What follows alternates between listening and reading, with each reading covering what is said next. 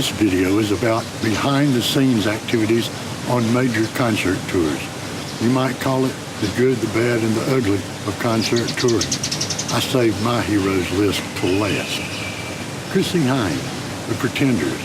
Chrissie is a very good singer and good guitarist.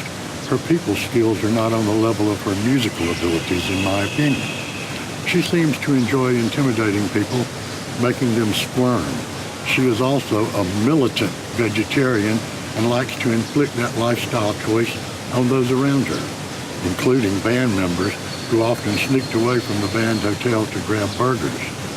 One night while doing a show at the Spectrum in Philadelphia, Chrissie refused to go on stage until the building management put a blanket over a McDonald's advertisement that was in the lobby of the building, not in the arena. Another time at Concord Pavilion outside of Oakland, California, the crew was waiting for dinner to be served and watching the Super Bowl. There was a great play and some of the crew cheered. Chrissie happened to be passing by in the hallway and commented, "Meat-eating assholes." Kenny Loggins. He was about the least likely guy to write children's songs I ever met. Even after almost a year out on the This Is It tour, if he passed you in a hallway backstage, he would look the other way. Tristan Bowden and Nathan East were much more interactive. One night in Toronto, Loggins was drunk on stage. He forgot his wife Eva was in the audience and made what he thought he was a funny comment to the audience. He said the most useful tour tool was a football helmet with bicycle handlebars attached to guide groupies when they were giving oral sex. They're not married anymore. Millie Jackson was an R&B singer. During a show at the Fox Theater in Atlanta, a chirp of feedback sounded for less than 2 seconds. The most likely source of it was the stage monitors, but Millie stopped the show and said over the sound system, Jerome, that was his sound mixer's name, "If you can't do your job, let the white boy do it." I was the white boy she was referring to.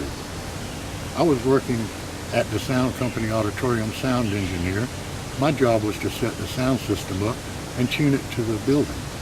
When a band had their own mixer, I stayed at the mixing spot during the show to assist if any problem arose. I thought calling out her employee in front of 4,000 people was pretty tacky. The monitor mixing station is on stage behind the speakers that are pointed at the audience, out of sight of the audience. Both the lighting crew and sound crew were connected by headsets to the sound and lighting place in the audience, so the situation could have been handled far more diplomatically by walking to the monitor mix man at the end of the song and having a message sent without embarrassing her employee or involving the audience. The Amazing Rhythm Aces. I worked briefly as an audience mix engineer with the Aces. They were an okay bunch of guys. Russell had a few little man issues, but that never bothered me. One afternoon at the Peanut Palace in an outlying Atlanta suburb, I was so pleased with how the band sounded, I called several of my friends in the sound business and invited them to the show. In the meantime, the band went to the dressing room and got shit-faced drunk before the show. At showtime, a band known for tight vocals couldn't sing and could barely play. After the first show of the night, I went to the dressing room and told them, "You embarrassed yourselves and you embarrassed me tonight. If you don't care about embarrassing yourselves, that's fine. But you embarrassed me and that's not fine. You're fired." I didn't stay for the second show, and that may have been the only time in history the sound man fired the band. Mel Tillis was a country crooner. He played at an outdoor country festival called Carolina Country Jamboree, attended by 78,000 people. The stage had a section that stuck out about 60 feet toward the audience, like a fashion show runway. When Mel pranced on stage, he grabbed a microphone out of the mic stand and pranced out the runway. His prancing caused the microphone cable to wrap around a stage monitor on the floor, and before he reached the end of the runway, the cable stretched tight and jerked him around. He had a little temper tantrum and stormed off the stage after throwing the microphone off the runway into the sand. The chief of the stage monitor crew walked slowly out the runway and pulled the mic back on stage by its cord. He then turned and walked back to the stage monitor and made a big display of pulling the cord from around the stage monitor. Then he walked out to the end of the runway and extended his arm with the microphone in his hand out past the end of the runway, showing the cord was not the problem. When Mel returned to the stage, the crowd chanted, "To hell with Mel." The sound company got the promoter to dock Mel's pay by $100 for throwing the mic in the sand and made him use the sand-covered mic during his show. Dave Lubick from Molly Hatchet. I enjoyed several Hatchet tunes and, except for being on the stage monitor crew pre-tour rehearsals for them, I never toured with them.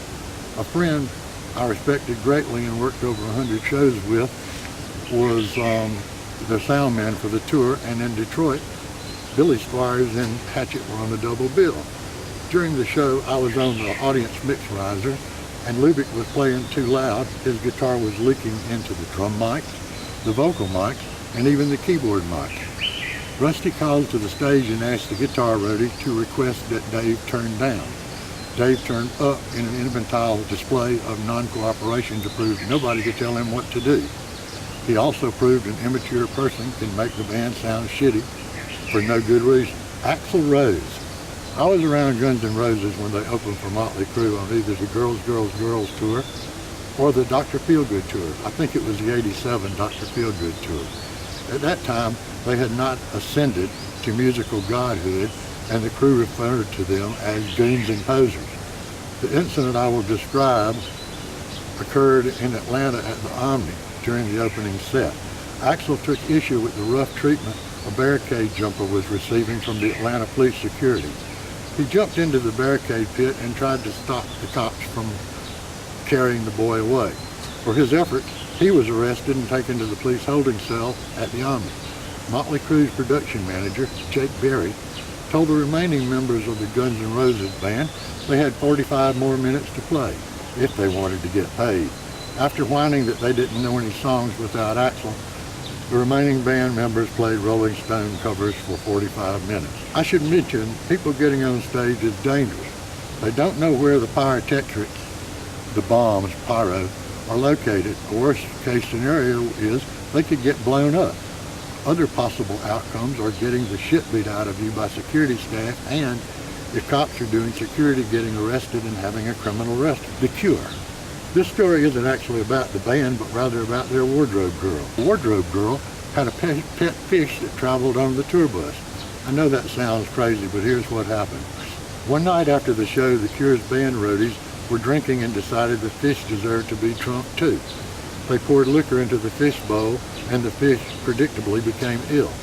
The wardrobe girl smelled the alcohol when she looked to see why the fish was sick. She complained to the band, and the band roadies spent about $1,000 on veterinary services before the fish died. Their bus was at war until they left the tour and weren't replaced them. Cameo was a very good R&B band. I mixed audience sound mix for them once, worked monitors for them several times, and drove a truck for them for about 6 weeks between larger tours. On one occasion, we were in Fresno, California, and had 4 days to get to Memphis, Tennessee, a distance of just under 2,000 miles. When I went to the band's production manager to get the truck money and hotel money for my trip, the production manager, with whom I'd worked as far back as the Barkays, told me the band spent the road money on cocaine and I could pick up all the expense money when I arrived in Memphis. I protested because they were a week behind on my pay and truck expenses were likely to be near $1,000 out of my pocket to get to Memphis. The production manager said he couldn't help me. It was out of his hands. I watched as the buses pulled out from Memphis and waited several hours, then called Cameo's office in College Park, Georgia. I advised the office the truck would not be going to Memphis until I received the money that the band owed me and suggested they send another driver to replace me. I'd already called West Coast Theatrical in Los Angeles and had been offered 5 months of Kenny Loggins that ran into 8 months of Chicago. At that point, there was plenty of time to get the truck to Memphis. Several years later, I ran into some of Cameo's stage crew, and one mentioned that Larry Blackwell said he was going to put a hit out on me. I don't know if Larry actually said it, but I told him to mention to Larry that people who don't pay their bills have a poor survival rate with hitmen. Never heard any more about it. Hank Williams Jr. I first crossed Hank Jr.'s path on his first arena show of his career at Boutwell Auditorium in Birmingham. His sound and light guys came out to the arena sound and light console station and stood there several minutes looking at the sound and light mixers. And after several minutes, one of them said, "We don't know which is the sound console and which is the lights controller. Can you guys do it for us?" About the same thing happened with the opening band, Alabama, who had just recently left the bar where they had camped out for several years in Myrtle Beach, South Carolina before making their first album. They liked what I did with their sound and offered me a job. I passed because the money was not good and they wanted me to move to their home in Fort Payne, Alabama. The next evening we had a job at the Omni in Atlanta with Slim Whitman, a musician Ted Turner had promoted as having sold more albums than the Beatles. The curious thing was the Alabama band was sitting behind me at the sound mixing station during the show. I didn't notice them until I was disassembling my gear after the show. The guitarist came over and apologized for offering me a band and said, "We didn't realize you were Slim's sound man." Boy, were they green then. They didn't realize Slim was a scam. Back to Hank Jr. In Detroit at Hart Plaza for the Greek Festival, someone threw a quarter on stage. Hank threw a tantrum and left the stage and wouldn't return. He let his band roadies break down their stage gear while the audience threw Greek food at them. Now, word about some of the good guys I worked with. If your favorite isn't on my list, it's probably how they didn't work on their tour, not because they weren't good guys. Prince. From rehearsals for the Purple Rain tour at the Civic Center in St. Paul, Minnesota to the last show at the Orange Bowl in Miami, Prince took care of the tour crew in first-class style. The hotels, the food, the security were first class all the way. The production was executed by first-class people. Prince will always be a class act. Steve Winwood. Winwood was close to the crew. When tour bonuses were handed out, Steve personally handed the bonus out and chatted with each crew member about the tour and that crew person's contribution to it. Winwood and his wife, Eugenie, was always in the conversation at crew meals, and the couple were quite animated. The contrast in their accent with Steve's strong British accent and Eugenie's Nashville twang was very amusing. It's no wonder they've been married for 32 years. The chemistry was remarkable. Lionel Richie. My first contact with Lionel was back when he and I were playing fraternity houses at Auburn and the University of Alabama on big football weekends. The Commodores were always friendly. Years later, when the sound company I worked for did the Commodores at Six Flags Outdoor Park, he came over to me and remembered the club band days. Later still, I worked as part of the Dancing on the Ceiling tour, and the then very famous star still remembered me.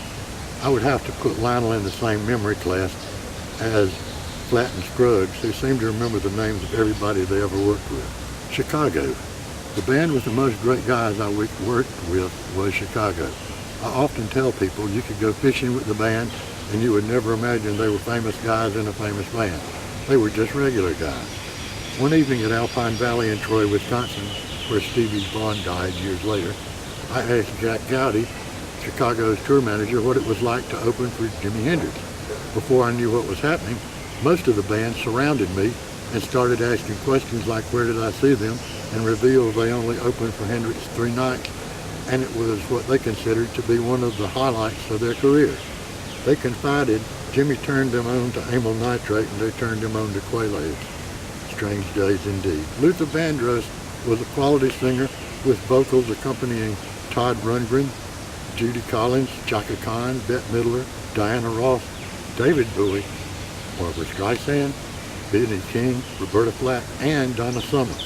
He attracted an upscale audience, and there were more Cadillacs, Mercedes, and Beamers in the parking lot during the show than any other artist I remember. One of the amusing things about Luther was he was usually doing sound checks when the evening meal was served and always arrived after the truck drivers were eating. He referred to the drivers as his food testers, like kings of olden times who had people test their food to determine if it was poison. A sense of humor, and he tipped well too. I met Muhammad Ali